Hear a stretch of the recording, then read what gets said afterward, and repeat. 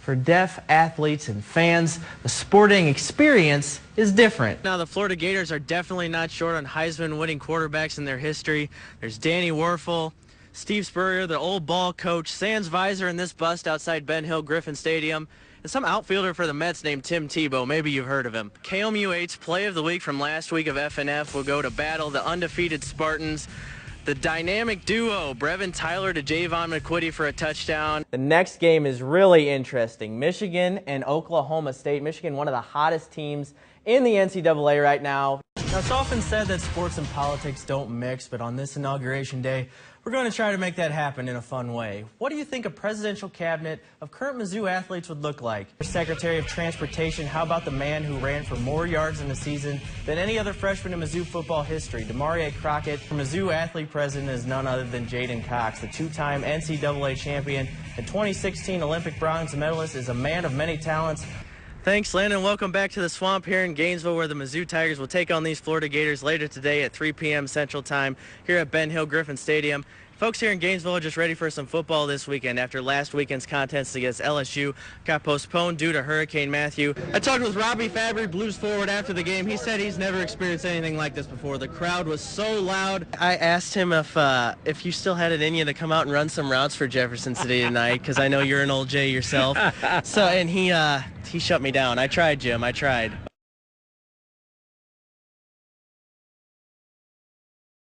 You know, a lot of Mid-Missourians work two jobs.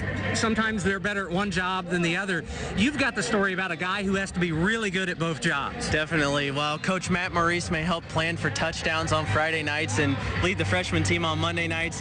During the day, he's planning how to keep us safe with the help of a four-legged friend. At first glance, Matt Maurice looks like any typical high school coach. When you dig a little deeper, you'll notice there's something different about this coach patrolling the battle sidelines. I came and I seen him in the police officer suit, and I didn't think he was one of our coaches until they told me.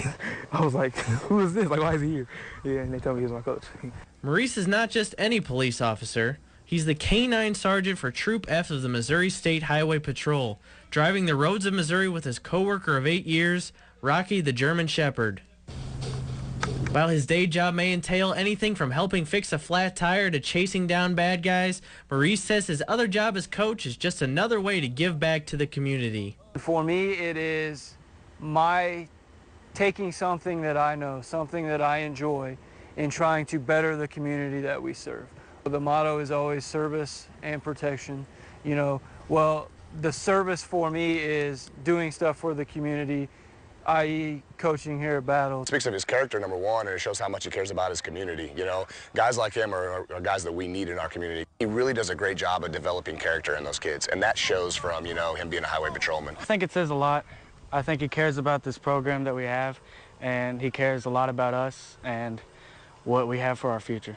For Maurice, the long fall days spent on the road with Rocky and on the field at Battle are all worth it. I hope it's the fact that the kids got something out of it.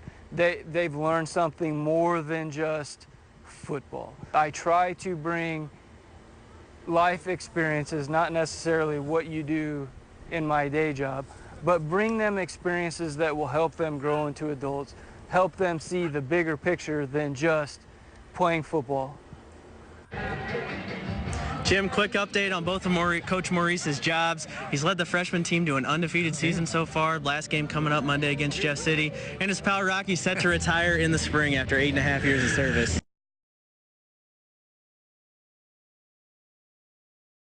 You know, a lot of kids like to follow in their dad's footsteps when it comes to sports, whether they put the shoe on or not. That's right, Jim. For Hickman kicker / punter Andrew Wheelahan, it was never too late to enter the family business. Too often, the kicker is the forgotten man. Either the hero or the GOAT. But Hickman kicker Andrew Wheelahan has an unforgettable mentor on the sideline, his dad. However, this is no ordinary dad.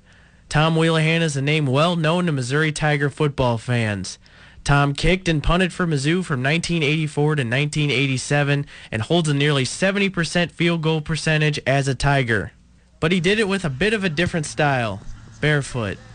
And I always ran around barefoot when I was a kid.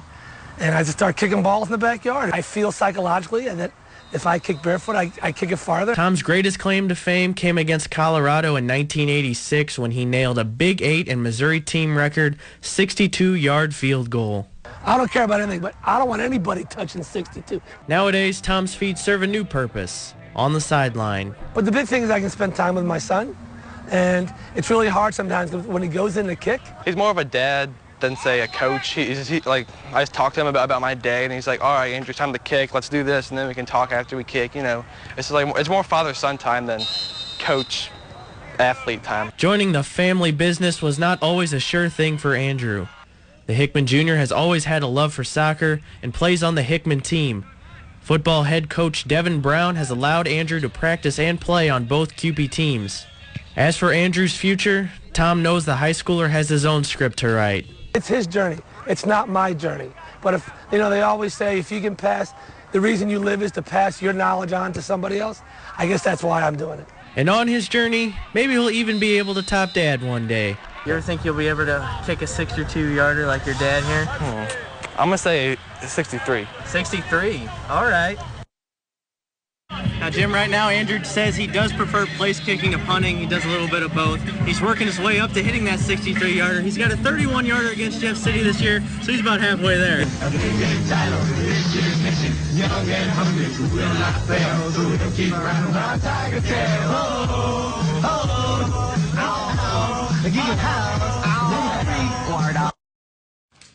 How about that for some nostalgia? 30 years ago, Norm Stewart's Cats from Old Mizzou were on their way to a 24-10 record in a Big 8 championship. Fast forward to now, where the Tigers need to win out just to get to 10 wins. St. Louis Blues entered today as one of the hottest teams in hockey over the last 10 games.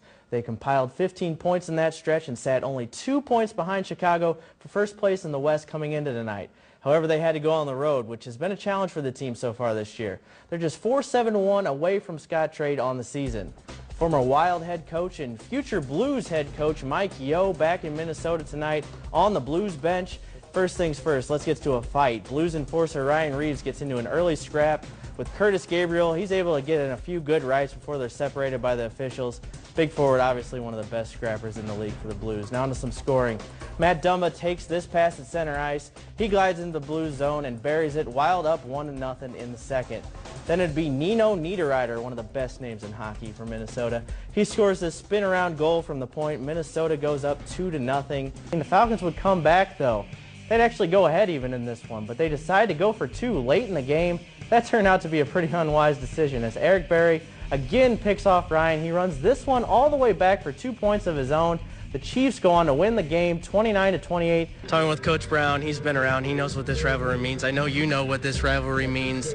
Just year after year, Hickman, Jeff City, everything's a little more amped up. How special is it to be part of a tradition like this? Well, it's really important to me because you think about 1911. That humbles you a lot to know there's been that many people involved.